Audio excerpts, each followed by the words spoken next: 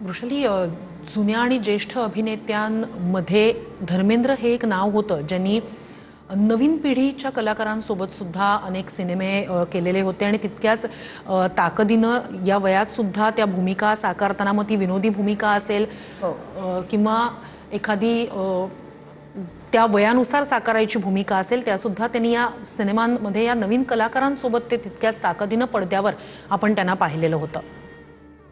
6 दशकांच्या कारकिर्दीमध्ये 300हून अधिक चित्रपटांमध्ये त्यांनी काम केलंय. त्यांच्या गाजलेल्या चित्रपटांमध्ये शोले, सीता और गीता, चुपके चुपके, प्रतिज्ञा, मेरा गाव मेरा देश आणि यमला पगला दीवाना या सिनेमांचा समावेश आहे. ही खरं तर यादी फार मोठी आहे, कारण धर्मेंद्र यांनी प्रत्येक पिढीमधल्या तरुणासोबत, कलाकारासोबत काम केलेलं आहे. धर्मेंद्र यांचं कुटुंब विलेपार्ले स्मशानभूमीत पोहोचलं आहे आणि सिनेसृष्टीतले काही दिग्गज कलाकार सुद्धा विलेपार्ले स्मशानभूमीत दाखल झाले आहेत. आमिर खान त्या ठिकाणी पोहोचलेला आहे, अमिताभ बच्चन, अभिषेक बच्चन पोहोचलेले आहेत. गदरचे निर्माते विलेपार्ले स्मशानभूमीत दाखल झालेले आहेत. थोड्याच वेळात धर्मेंद्र यांच्यावर याच विलेपार्ले स्मशानभूमीत त्यांना अखेरचा निरोप दिला जाणार आहे. 2012 मध्ये त्यांना देशाचा सर्वोच्च नागरी सन्मान पद्मभूषणनं सन्मानित करण्यात आलेलं होतं.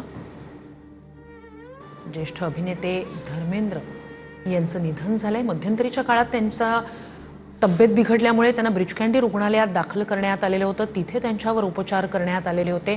मग रुग्णालयातून डिस्चार्ज मिळाल्यानंतर घरीही त्यांच्यावर उपचार सुरू होते.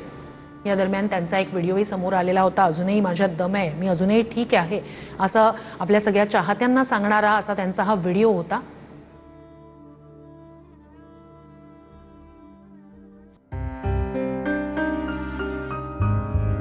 ज्येष्ठ अभिनेते धर्मेंद्र देओल यांनी वयाच्या 89व्या वर्षी अखेरचा श्वास घेतला. ब्रीच कँडी रुग्णालयात धर्मेंद्र यांच्यावर काही दिवसांपासून उपचार सुरू होते. 1960 मध्ये दिल भी तेरा हम भी तेरे या सिनेमातून पदार्पण करणाऱ्या धर्मेंद्र यांनी 300हून अधिक सिनेमांमध्ये काम केलं. धर्मेंद्र यांना बॉलिवूडचा ही-मॅन म्हणूनही ओळखलं जातं. सुरुवातीच्या काळात धर्मेंद्र यांनी अनपढ, बंदिनी, अनुपमा आणि आया सावन झुमके यासारख्या सिनेमांमध्ये सामान्य माणसाची भूमिका साकारली. नंतरच्या काळात धर्मेंद्र यांनी ॲक्शन आणि कॉमेडी सिनेमांमध्येही आपला ठसा उमटवला.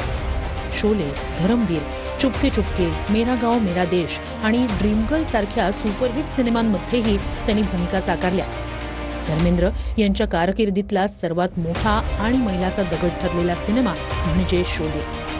या सिनेमातील वीरूची त्यांची भूमिका अजरामर झाली. त्यांच्या सुरुवातीच्या काळात त्यांना जगातील सर्वात देखण्या पुरुषांपैकी एक मानलं जात होतं. 1968 ते 1984 आणि 1987 पर्यंत 18 वेळा बॉक्स ऑफिस इंडियाच्या टॉप अभिनेत्यांच्या यादीत धर्मेंद्र यांना स्थान होतं. 1972 ते 1975 या 4 वेळा या यादीत अव्वल स्थान त्यांनी पटकावलं होतं.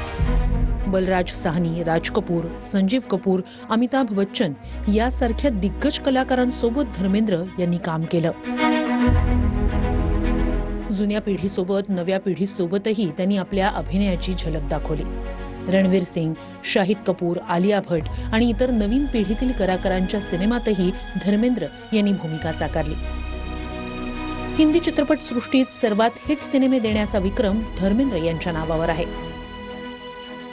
1987 मध्ये धर्मेंद्र यांनी एकाच वर्षात 7 यशस्वी सिनेमे दिले. तो अजूनही चित्रपटसृष्टीतला एक विक्रम आहे.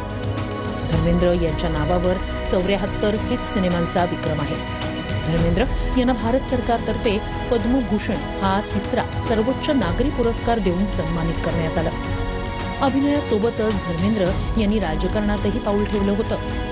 2004 ते 2009 या काळात राजस्थानच्या बिकानेर लोकसभा मतदारसंघातून ते खासदार होते.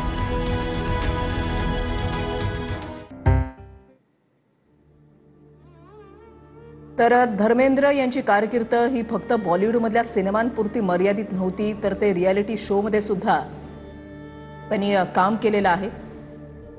2011 मध्ये आलेली रियालिटी शो इंडियाज गॉट टॅलेंटच्या 3ऱ्या मालिकेमध्ये साजिद खानची त्यांनी जागा घेतलेली होती. धर्मेंद्र यांच्यासह कलर्स टीव्हीवर हा शो प्रसारित झाला आणि मागील 2 सीझनच्या सुरुवातीच्या रेटिंगला त्यांनी अक्षरशः मागे टाकलेलं होतं. आणि वेब सिरीजमध्ये सुद्धा त्यांनी काम केलेलं आहे. 2023 मध्ये ताज डिव्हिडेड बाय ब्लड या ऐतिहासिक मालिकेमध्ये, या वेब सिरीजमध्ये सलीम चिश्तीच्या भूमिकेमध्ये ते दिसलेले होते. धर्मेंद्र यांची ऑनस्क्रीन जोडी हेमा मालिनी यांच्यासोबत चांगलीच हिट झालेली होती.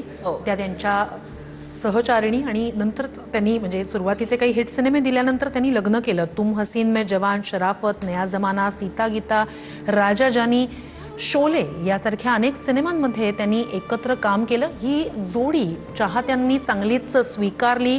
या त्यांच्या सिनेमांना चाहत्यांनी चांगलंच प्रेम दिलं. हिट सिनेमे अनेक या जोडीने दिले. ही-मॅन अशी त्यांची ओळख. जो रोल करणार तो चोख रोल करणार अशी त्यांची ओळख. रॉकी और रानी की प्रेम कहाणी हा कदाचित त्यांचा शेवटचा सिनेमा असावा आणि त्या सिनेमामध्ये त्यांनी केलेली भूमिका ही सुद्धा अनेकांचं लक्ष वेधून घेणारी ठरलेली आहे. या वयामध्ये सुद्धा धर्मेंद्र काम करतात. या वयामध्ये सुद्धा धर्मेंद्र अशा प्रकारच्या भूमिका निभावू शकतात. हे पुन्हा एकदा दिसून आलेलं आहे. कलाकार त्याला आव आणता येत नाही. त्याच्यामधली कला त्याच्या अंगामध्ये असावी लागते. जे त्याला वाटतं, जे त्याच्या मनाला भिडतं, जे त्याच्या मनाला भावतं, त्यावेळेला तो पडद्यावर साकारण्याचा प्रयत्न करतो. त्यावेळेला त्याच्यामधला अभिनय, त्याच्यामधली कला ही लोकांपर्यंत पोहोचत असते, लोकांच्या मनाला भिडत असते. असे काही मोजकेच गुण येत असल्यामुळे आपण शेतकरी पुत्र असल्याचं ते सातत्यानं सांगायचे. शेतीमध्ये त्यांचं मन खूप रमायचं.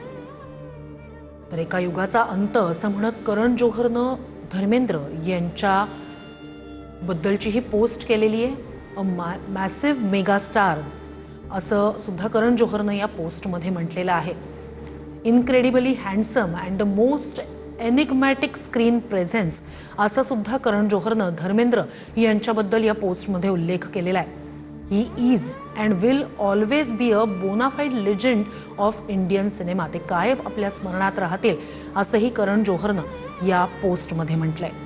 It is an end of an era असं करण जोहरनं म्हटलंय. एका युगाचा अंत अशी पोस्ट करण जोहरनं केली आहे. त्याच्या नुकत्याच 2023 मध्ये रिलीज झालेल्या रॉकी और रानी की प्रेम कहाणीमध्ये धर्मेंद्र दिसले होते. तो त्यांचा नुकताच आलेला सिनेमा. त्या पुढच्या वर्षात सुद्धा शाहिद कपूर याच्यासोबत आणखी एका सिनेमात धर्मेंद्र हे चाहत्यांना पडद्यावर पाहता आले होते.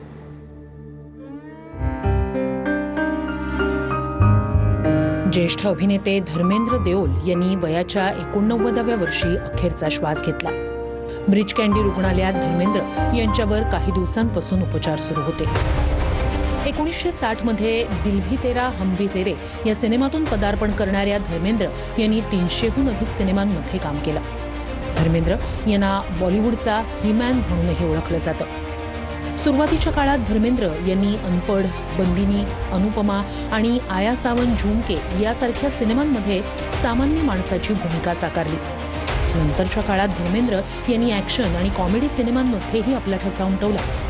शोले, धरमवीर, चुपके चुपके, मेरा गाव मेरा देश आणि ड्रीम गर्ल सारख्या सुपरहिट सिनेमांमध्येही त्यांनी भूमिका साकारल्या. धर्मेंद्र यांच्या कारकिर्दीतला सर्वात मोठा आणि मैलाचा दगड ठरलेला सिनेमा म्हणजे शोले.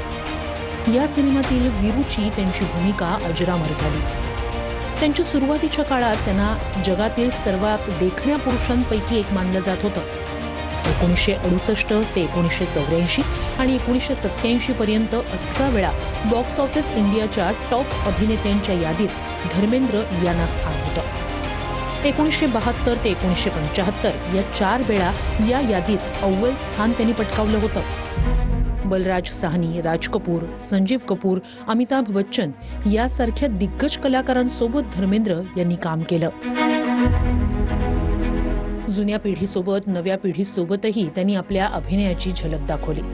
रणवीर सिंग, शाहिद कपूर, आलिया भट आणि इतर नवीन पिढीतील कलाकारांच्या सिनेमातही धर्मेंद्र यांनी भूमिका साकारली. हिंदी चित्रपटसृष्टीत सर्वात हिट सिनेमे देण्याचा विक्रम धर्मेंद्र यांच्या नावावर आहे. 1987 मध्ये धर्मेंद्र यांनी एकाच वर्षात 7 यशस्वी सिनेमे दिले. तो अजूनही चित्रपटसृष्टीतला एक विक्रम आहे.